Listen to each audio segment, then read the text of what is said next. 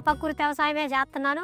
ఖర్చు తక్కువగా ఉంది, ఆదాయం ఎక్కువగా ఉంది. కలుపులు కానీ దేనికైనా కూడా ఖర్చు అసలు చాలా వరకు తగ్గిపోయింది.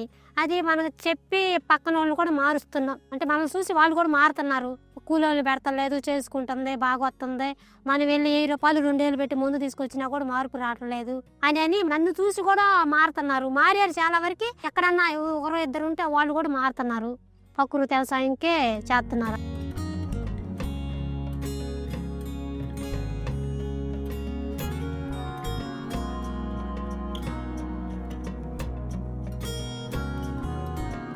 అందరికీ నమస్కారం. నా పేరు జ్యోతి.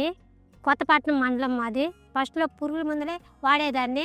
తర్వాత మా ఇంటి పక్కన మక్కోళ్ళు కూడా ఈ ప్రకృతి వ్యవసాయంలో చేరి దగ్గరుండి అన్నీ చేయించేవాళ్ళు. వాళ్ళే చేసి కూడా ఇచ్చేవాళ్ళు, ఇక నయ్యే కొట్టేవాళ్ళమి. అప్పటికి ఖర్చు తగ్గిపోయింది, ఆదాయం ఎక్కువ వస్తుంది.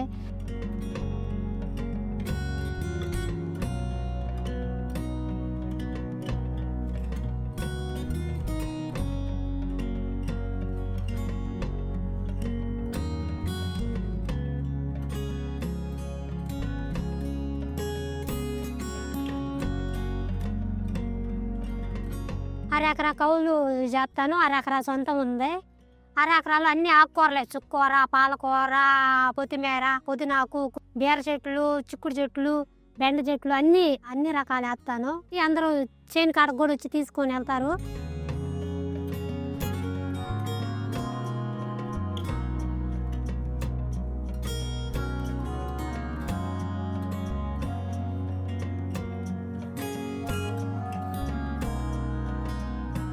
మాకు గేదెలు ఉన్నాయి, పాలు తీసుకుంటాము.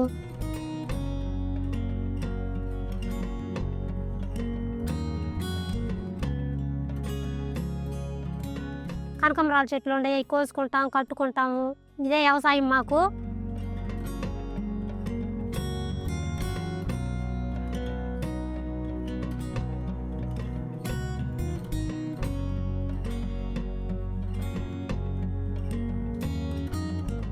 ఆదా వచ్చేసి రోజుకి 3000 4000 ఉంటుంది. వానాకాలంలో అయితే ఒక 5000 6000 వస్తాయి. రిలయన్స్ మార్కెట్కి చేసే పని అయితే వారానికి 2 బేరాలు 3 బేరాలు చేస్తాడు. ఆదాయం 40,000-45,000 దాకా వస్తాయి ఆదాయము. పిల్లకాయలు చదివించుకుంటున్నాను వాటితోనే. మా పిల్లకాయలు కూడా చేస్తారు. ఇవి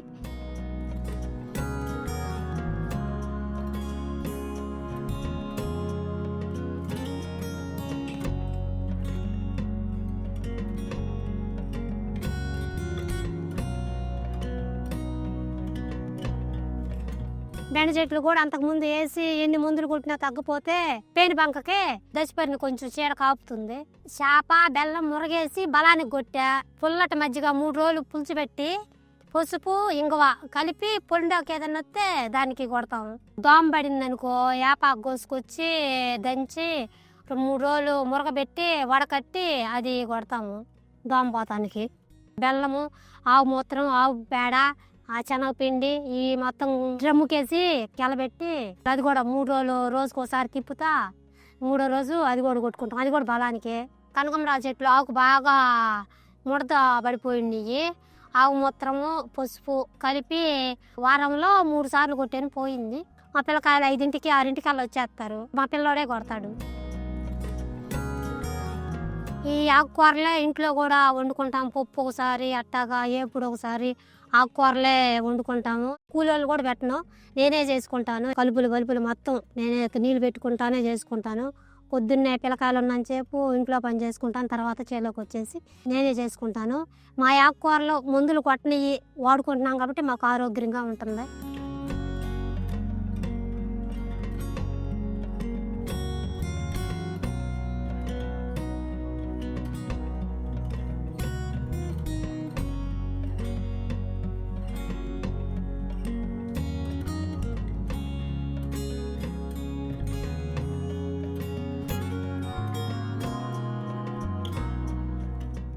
మాకు పశువులు ఉన్నాయి కాబట్టి ఎరువు పోసుకుంటాము.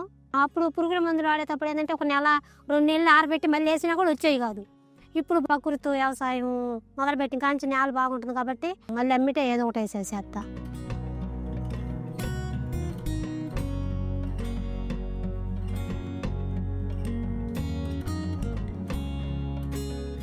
పురుగుల మందులు ఆడేవాళ్ళు అందరికీ చెప్పాల్సింది ఒకటే మాట, నేల బాగుపడుతుంది, మనం ఆరోగ్యంగా ఉంటున్నాం ప్రకృతి వ్యవసాయం వల్ల. మీరు కూడా అదే కంటిన్యూగా చేయండి, పురుగుల మందులు మానేయండి, అందరినీ ఆరోగ్యంగా ఉంచండి, మీరు ఆరోగ్యంగా ఉండండి, లాభం పొందండి. పురుగుల మందుల వల్ల సూపర్ కట్టలు సత్తవ కట్టల వల్ల ఖర్చు పెరగటమే కానీ తగ్గదు కదా. ప్రకృతి వ్యవసాయం వల్ల ఖర్చు తగ్గుతుంది, మనకు ఆదాయం ఎక్కువ వస్తుంది, ఆరోగ్యంగా కూడా ఉంటున్నాం కదా. అట్టేటప్పుడు పురుగుల మందులతో ఇంకా మనకు అవసరం ఏముంది? పురుగుల మందులు మానేయండి.